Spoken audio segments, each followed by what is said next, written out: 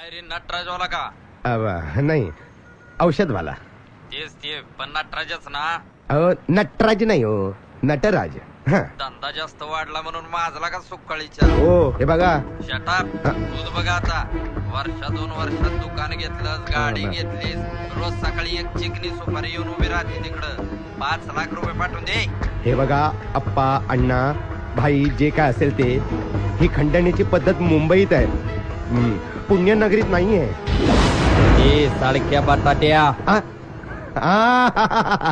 बोला रवी महाराज. काय म्हणताय तुमच्या मिश्रण सुंदरी सोना मॅडम? बरी आहे. आल्यात ना? तिथंच आहेत ना? मग येऊ का लगेच? नको. नाही नको.